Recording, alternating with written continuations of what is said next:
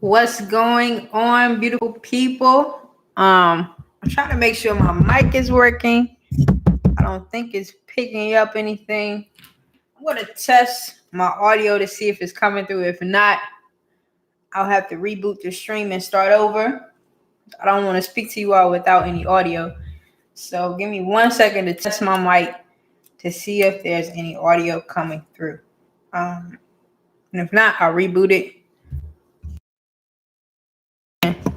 Testing, testing, testing, testing, testing, testing, testing, testing. Okay. All right. Audio is good. So there's a connection issue. I can't see the chat on my computer, but I can see it on my phone. And so I'm gonna watch the chat from my phone to see if if there's an issue. And if there's something goes wrong, make sure to let me know just so I can fix it. But cool. I think it might be frozen. Let me see. Hope it's not frozen. Okay. I'm sorry. I'm trying to make sure everything is good. Everything is working. Today is October 20th, 2019. Greetings to Do Vision. Greetings to my sister, everyone in the chat. I hope everyone's doing well. Today is October 19th, October 20th, 2019. And we are here for Doe for Degrees Community Scholarship Chat. My name is Danielle Jeffers. I am your host for today's conversation.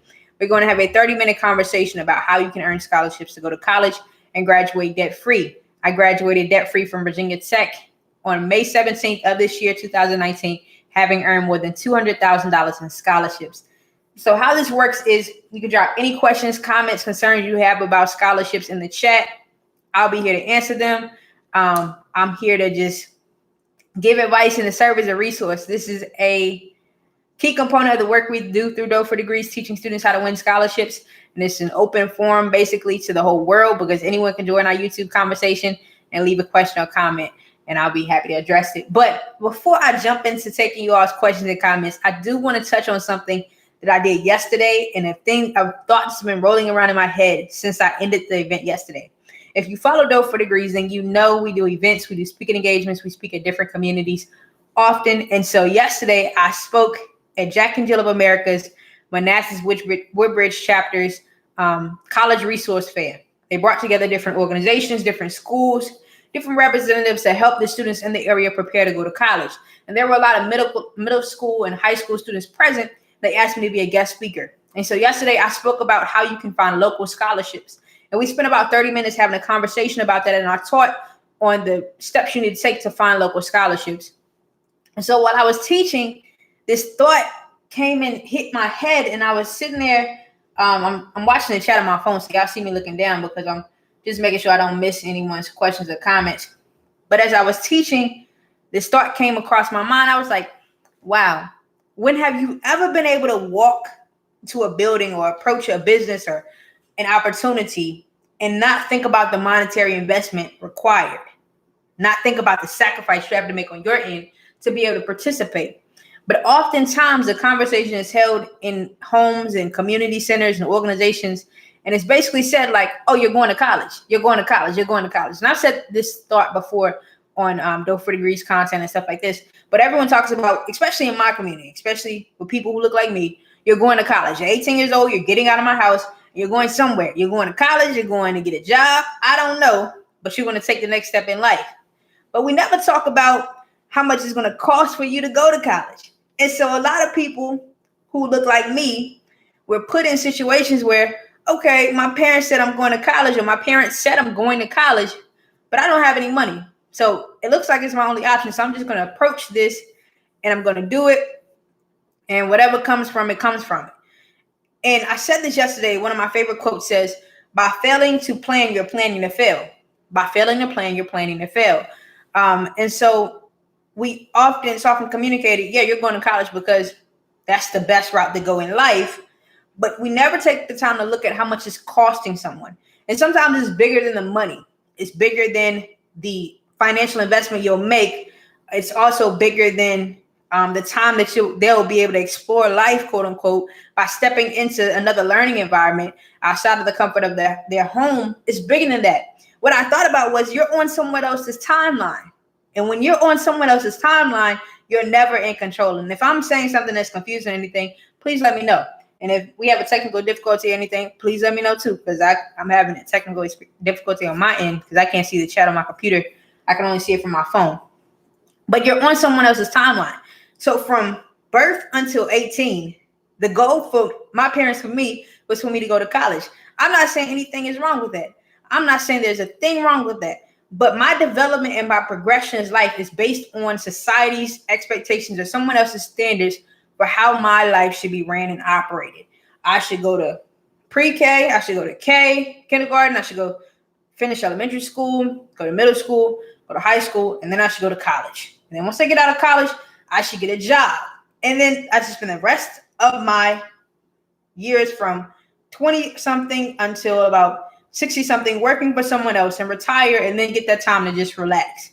That's someone else's timeline for my life.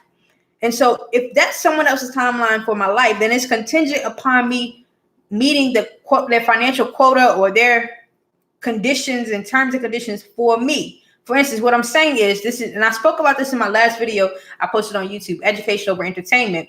It's what my eyes have seen, what I spend time studying, and now what I'm able to communicate. If I would have stuck to the expectations of other people's expectations for me, of me going to college and taking out loans, then I would have spent the rest of my life paying back on those loans that I borrowed. I would have been on someone else's timeline. Because I didn't have money to go to college at 18, and you funded this opportunity. I'm talking about the federal government. I'm talking about these private loan providers. I'm talking about the schools and institutions, because you provided the opportunity for me to go to school, and you allowed me to, quote unquote, borrow from you hundreds of thousands of dollars, tens of thousands of dollars that I didn't have. Now I will spend the rest of my life working for you to pay you back, and I'll be on your timeline. Because if I don't pay you back, then you have the right to garnish my wages. You have the right to garnish my tax refund checks. You have the right to pass my debt on to someone else, to trade my debt, to sell my debt to someone else, which is something these loan providers do. Like, you have the opportunity to control my financial growth and development, because you'll control my income, which controls my ability to pay you back. Somebody dropped, okay, Doodoo Vision said, living on someone else's time equals slavery. Boom. That's a key component. And I want to go into that a little bit. I think it's the 13th Amendment. I don't know about heart, but to summarize it, it's like, you're free, you're not a slave, unless you get convicted of a crime, and then the state or government, whoever owns you. And when you lend something to someone, they own a part of you, or they own a part of your ability, your freedom. They own your freedom. Like, if I lend you $100,000 to go to school, you have to pay me back. And I can put conditions on you paying me back. And the division say, yes, 13, thank you. So I own your finances, because I can say you need to pay me back by this time frame. And if you don't pay me back by this time frame, the interest rate increases by X amount %. Like, I own your ability to go take a vacation, your ability to have a little extra $1,000 in your pocket. Like, and you have to come work for me to pay it back. And so that's been rolling around my head, and I just want to get it off. It's like, if you put these kids on someone else's timeline, then hey, their ability to have freedom and live financially the way they want to, and be able to go and come as they please outside of the comfort of your home that you raised them in, could be limited. Their growth could be stagnated by that. And so for me, I can only speak for myself. I got myself off of someone else's timeline. I was on my parents' timeline for me. I was on society's timeline for me. You're going to college, you get out of college, you're going to have these loans, you're going to pay them back. Nope. No, sir. No, ma'am. I'm not doing it. I'm going to figure out how to earn these scholarships so I can go to college and graduate debt free. And now I'm on my timeline. Someone asked me the other day, am I going back to school? And I'm not trying to be smart mouth. I hope this doesn't come out as me being smart mouth. I'm going to say it the way I hear it. I say it to myself in my head. No, I'm not going back to school. I don't plan on going back to school. And I'm going to say this the way I said it to myself. I earned my degree. My boss is me. I don't have any employees. I tell myself how much money you get to spend on groceries this week. I tell myself, you need to meet this sales quota to be able to pay your rent. Like, I'm my boss. And if I'm my boss and I tell myself, you don't need a master's degree to do what you're doing, and I'm not going back to school. I'm on my timeline. If that makes sense, somebody let me know in the chat if what I'm saying makes sense. Like, I'm in control. I don't have to go back to get a PhD, because then I'll be waiting for someone to validate the value of my education and tell me what I'm worth. And that's one of the benefits of being an entrepreneur. You don't wait for anyone to tell you your worth. You know your worth, and then you charge someone else based on the value you can provide. And so, yeah, just please drop a comment in the chat and let me know if I'm making sense. I'm not trying to be smart mouth. I'm not trying to throw down on anyone. I'm just saying, if you're on someone else's timeline, they have more control over your future than you do. And one thing I talked about when I talked about helping these students find local scholarships yesterday was, at 18 years old, you're allowed to make one of the biggest financial decisions you'll ever make. And if you don't have any money to pay for it, you can spend the rest of your life paying someone back. And so the question I asked them, are you going to college to make more money, or are you going to college to be broke? I'll say it again. Are you going to college to make more money, quote unquote, and you don't make money? The Treasury Department prints the money. So are you going to college to increase your income, or are you going to college to be broke? Because based on the news, based on the articles I see published through the Vision I See You say you're on it, thank you. Based on what I see in the media and what I've read in these documents I study every day, college graduates compared to high school graduates have a chance of having a higher earning potential because of that degree. But then they have more debt. And so on one side, they advertise the fact that, yeah, you can make more money because you have a degree, or you have a couple degrees, because now it's said that a bachelor's degree is equivalent to a high school diploma. The value that brings is very little. And a lot of these companies are discontinuing the fact that you need to even have a college degree to do the work that you want to do, especially in the tech field. I'm talking about Google, Amazon. They have completely wiped away the requirement for you to have a college degree to work in their companies. My sister said, amen, thank you. And so what I'm saying, y'all, is just put it up, be on your timeline. What do you want for yourself? What do you want for your life? And I thank God every day for my insight and my foresight, because there was something within me that wouldn't let me go to say that I'm not taking out student loans. Like, I don't care what it costs. I'm not taking. If I got to wake up at 2:00 in the morning to write these scholarship essays, I'm going to do everything within my power to avoid taking out these student loans. First of all, because I don't like owing anyone anything. I don't like people telling me what to do. And I want freedom. I want freedom to do what I want to do and how I want to do it. And do whatever I want to do it, when I want to do it. And so I just had to get that off my chest. I'm open to any questions y'all have about the scholarship process. I'm telling you right now, just taking yourself off of someone else's timeline for your life will free you up a lot.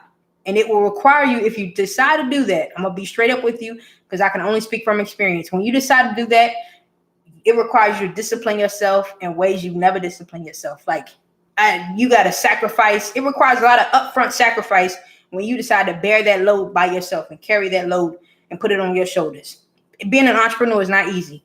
I'm not up here to make it sound like it's sexy and beautiful, because there are times when I'm eating rice because I'm like, yo, I didn't make enough money this week to eat a salad, so we gonna eat rice because that's $2.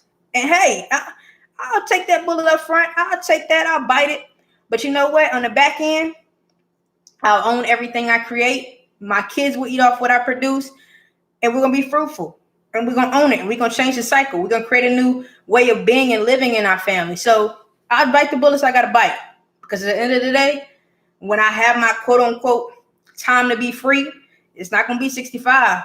And I'm still dependent on you giving me a check. I'm still living paycheck to paycheck. And once again, if you haven't checked out that video, Education Over Entertainment, that's on the YouTube channel, please check it out, because I dug really deep within me to give that out. A couple questions came in. My sister said, how did you budget the scholarship money after the tuition was paid? I had to teach myself. I said this yesterday in my speaking engagements. I think I've said this on my channel, and I have a video where I talked about it too. I said, my first refund check when I got in college was more than $10,000. My first refund check was more than $10,000. It hit my bank account. That was my money. That wasn't my mother's money. That was my money. And I knew that my expenses would outweigh my income, because my scholarship refund checks were my way of living and being able to pay for things that I wanted. And so I budgeted my money based on what was most important to me. I knew I needed books. I needed to pay my school fees. I knew I would need money to get my hair done. My parents put me in a position to take responsibility for my expenses at an early age. And so I like to have my hair done. What else? And so based on priorities, I budgeted the money that I was given after tuition was paid on priorities, what needed to be taken care of first, and then whatever else money was left, I saved a good portion of it. I didn't always pay myself first because I knew that this had to be taken care of by this time. And then after that, I saved a little bit, used a little bit for fun, and kept it moving until the next check came. Duty Vision said it feels good to be able to take a nap at 2 in the afternoon, huh? LOL, be your own boss. Yes, sir, it does. Especially when you wake up at 3 o'clock in the morning. It does feel good. He also said, Brother Kerry said his comments aren't showing in the chat. You may accidentally have him blocked. Kerry, I don't think I blocked you. I hope I didn't. I don't even know how to do that, to be honest. But I will go back, and I don't even know where to go, Kerry, to see why comments aren't showing up in the chat. I'm going to call you, Kerry, after, or text you or something to figure out what's going on. But if you want to, the A2 messages are coming through my phone. So, Kerry, if you have a comment or something, just let me know in the A2 chat, and I should be able to pick it up and answer it from there. Sorry about that. But anyone else on the chat, y'all have any questions, comments? I'm going to go back and check that out for you too, to see why that's working, why that's not working. I have no idea. I don't even know how to block people, but I'll take care of that today. Another thing I want to talk about is the FAFSA, the free application for federal student aid, that opened on October 1st of this year. The free application for federal student aid opened on October 1st. And so if you haven't submitted that, please submit that ASAP, because there are different deadlines for that opportunity. And I spoke on this yesterday when I spoke at the Jack and Jill event. I know parents, especially in this area. I live in Woodbridge, Virginia, which is about 45 minutes away from DC. And a lot of parents say I don't qualify for financial aid.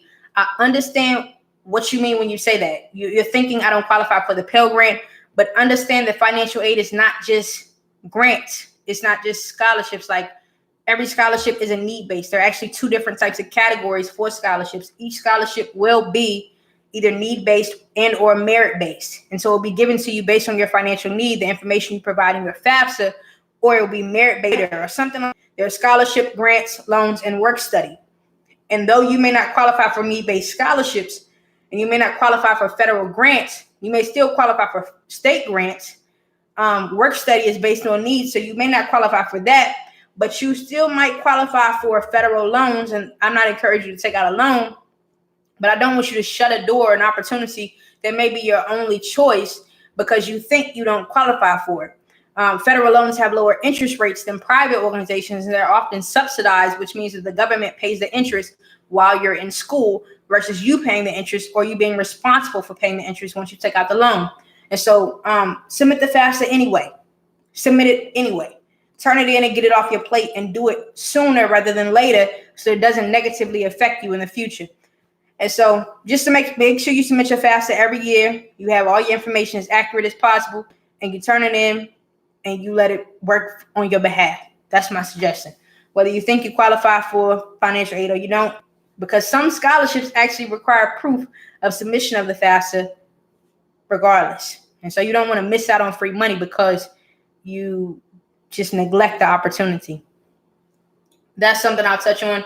I'm trying to make sure that I don't miss any comments in the chat. If anyone has a question or concern, please let me know. Once again, Carrie, I'm going to check on that. I don't know why that's not working. I have no idea. I'm actually going to go in to my back end of YouTube real quick while I'm waiting for another question or comment to come in, and just see if there's something I did or if it's a system error, connection error. I have no idea.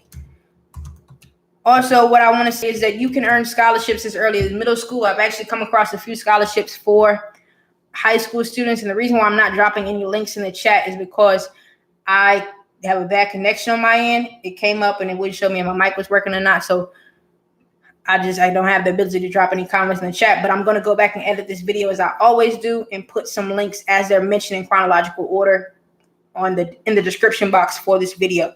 If you go back to last week's video, I went back and edited, and I kept saying something over and over that was incorrect. I forgot, as I was talking about credit cards versus scholarships. I kept saying I took out a credit card in high school, and I don't know why I kept saying that. I didn't take it out in high school. I took out the credit card my sophomore year of college. Maybe it was just because my mind was racing all over the place and I kept saying the wrong time frame. But if you go back to that video, the last week's community scholarship chat, we do this every Sunday at 3:00 p.m. Eastern Standard Time. I put in the description box where I said it, and I corrected myself in the description box. So I want to make you aware of that. What's up, TMH? Peace. I hope all is well on your end, TMH. Carrie, I'm gonna call you to figure out this thing while your comments aren't showing up in the chat. Another thing I want to touch on today is the fact that you need to become, especially if you are in high school, right now is the perfect time to apply for scholarships. And so what you want to do is you want to become your guidance counselor's best friend. I'll say it again, become your guidance counselor's best friend.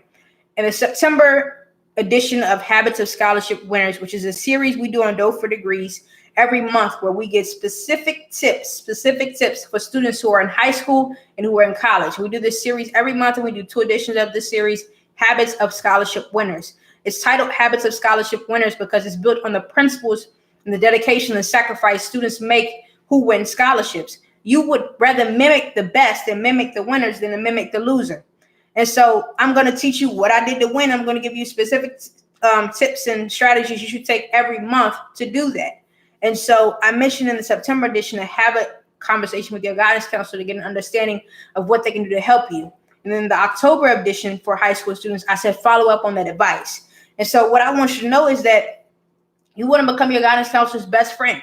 You want to go speak with them at least twice a week. Hey, have you come across any new scholarships?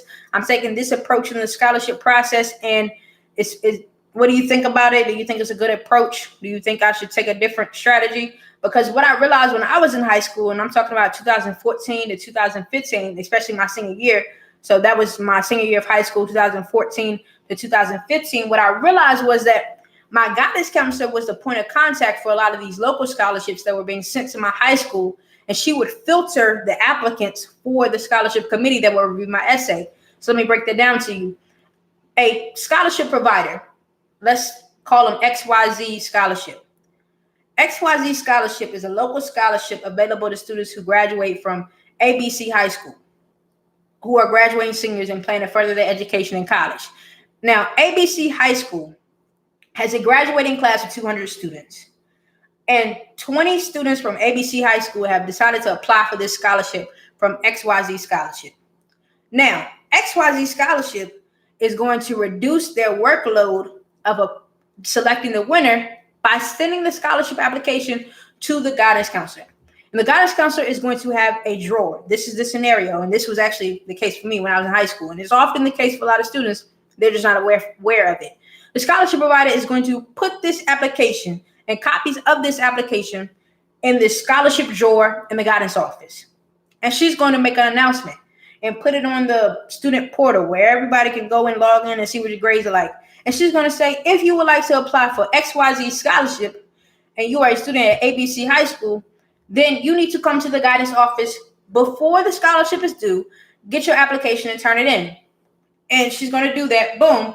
Now, when she does that, let's say it's 2 weeks out. You don't want to wait until the day before the application is due to go get the application from XYZ Scholarship. You want to go get the application the day she opened her mouth and said to go get it, because time is of the essence. Once that time is gone, you can't get it back. And so your days are numbered. You got 2 weeks to apply for the scholarship, and you don't want to rush it. And so you want to do your best. But when you go get the scholarship application from your guidance counselor, you want to ask her, hey, thanks for sharing this opportunity with us. Do you have any suggestions on how we can apply for this scholarship? The essay question says this. You know my situation, or I can tell you a little bit about my situation. Do you think, I'm trying to brainstorm right now, do you think I should say this way or say this? It doesn't hurt to ask for someone's opinion, because at the end of the day, once again, you're trying to take control of your life by getting the money to graduate debt free. So you're the one that's going to write the essay. But since she's the one who's the gatekeeper for your application getting to the scholarship provider, you might want to get your advice, because what would happen is my guidance counselor would see all the submissions that came through from ABC high school students, and she would narrow down the process for them. And that would be the first round of the scholarship selection process. She would be the person who's not narrowing it down, because she can speak to the quality of the work of her students because they go to her high school. And so the scholarship deadline passes. Now the guidance counselor is looking at the applications. And she's like, oh, I know this student. They always do well. They put forth a quality application. I'm going to pass them on to the next round. Boom, boom, boom. I know this student. I'm surprised they submitted this scholarship. And I'm surprised they did this poorly on this application, because I know they can do better. You didn't do your best. You're not going to the next round. Okay, now you're out of the running. Now she hands the final 5 to the scholarship committee at XYZ Scholarship. I hope y'all are tracking me. If I'm confusing anyone, let me know in the chat. She hands the final 5 to the scholarship committee at XYZ Scholarship. They review the final 5 and they call everyone in for interviews. And so you're going in there, your best Sunday suit, your best Sunday dress, and you're sitting down for your scholarship interview. And they're asking you to explain or elaborate on some of the things you wrote in your essay. And you're doing your best to tell them the truth and quote things as you wrote them in your essay, because once again, you've reviewed what you've written, because you made a copy of your submission before you submitted it, and you reviewed it, so it's fresh in your mind. You're having a conversation with them. And so they say, thank you everyone for coming for the interviews today. We'll get back with you within 2 weeks. Now, they reviewed your submission once, because they took it from the guidance counselor, took her final 5, reviewed it. They met you in person, and then they're going to look at the quality of your interview. They're going to look at the quality of your work, your original submission, and they're going to choose the top person who wins the scholarship. And this scholarship from XYZ Scholarship is worth $9,000. And so you had a 2-week process of being able to submit it. There was a 2-week revision process after you submitted, including your interview. And now you're getting word back a month later. And guess what? You weren't selected from XYZ Scholarship. A $9,000 scholarship. You went from being one of 20 to one of 5 to one of the ones who didn't win. You didn't win. So, like, why didn't you win? Why didn't you win? Well, that could be a couple reasons why you didn't win. Number one, you didn't put forth your best effort, even though you made it to the final 5. There were some grammatical errors, or you didn't study your application or your submission well enough when you were in your interview, and so you stumbled a couple times. Some things didn't match up in your writing and what you said. Maybe you weren't the best. Maybe your shirt was wrinkled that day. These are some simple things that can disqualify you from a 6-figure, or not a 6-figure, from a 4-figure opportunity. You're talking about $9,000. It's 3 zeros and a digit in front. That's 4 figures. That's $9,000. That's almost the cost of 1 semester tuition at some schools, which you didn't have to worry about, and you missed it. And so what I'm asking you to do, and why I'm telling you this narrative, is because I want you to pay attention to the details. And one of the ways you pay attention to the details is by becoming your guidance counselor's best friend. Going to see them, asking for insight into your writing, insight into how they think you should present your application, or how you should communicate this thought and that thought. Y'all let me know in the comment section. Okay, I see Alicia Pacone said, what is a program that helps with the scholarships? It's Doe for Degree Scholarship Success Program. I'm trying to see. I can't drop a comment in the chat, but if you go on our website, doefordegrees.com,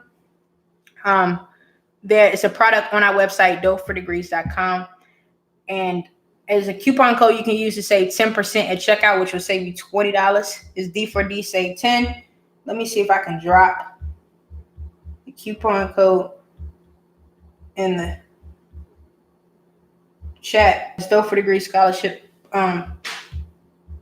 Success Program to save 10% at checkout for 10% off. I'm going to go there. I'm going to come back. Please, Alicia Pacone, please go back and check the description box for more information. What I will also tell you is, if you want to contact me and have a one-on-one conversation, I can tell you more. Just go to Doe for Degrees website. I don't want to log off and miss anything, so I'm going to type it in the back chat. Go to doefordegrees.com and click the FAQ tab and click the contact tab under that. You can schedule a 10-minute conversation. I can tell you more. Let me see if I can log real quick just to give you the direct link to the product. Give me 1 second. I'm sorry to be all over the place, but I wanted to get this to you because you asked. Hey, Free, I hope all is well too. I saw your name in the chat right before I clicked off to get this link for her. I hope all is well. Good to see you. For anyone else who has a question, I'm coming back to the YouTube chat to come back to it in a minute. I just want to give her this link to the product that she asked about. And so let me know if that helps. The cone, if I said that wrong, I do apologize. Please forgive me. Okay. All right. What else did I miss? I think that's it. Okay. You're welcome. I saw your message. You said thank you. Anyone else? Y'all have a question or comment? Please let me know. I'm happy to be here to help. I'm happy to be here to serve and serve as a resource. Once again, Dope for Degrees is a scholarship coaching company where we teach students how to win scholarships to go to college and graduate debt-free. My name is Danielle Jeffers. I'm the founder of Dope for Degrees, LLC, and I graduated debt-free from Virginia Tech this year, having earned more than $200,000 in scholarships. What's up, Dude Vision? Hey, Free. He said, La Presidente, you're so funny. Everyone, I enjoyed talking with you today. I look forward to talking with you more in the content I dropped this week. Heads up, I'm dropping a special video today. I'm almost done editing it. I'm going to introduce a new series to you all. And so you'll want to watch that video for more information. As always, I will see you next Sunday. Yes, go Hokies. That's right, New Division, go Hokies. I will see you next Sunday and every Sunday after that at 3 o'clock p.m. Eastern Standard Time for Dope for Degrees Community Scholarship Chats. Y'all have a great day, and I will talk to you soon.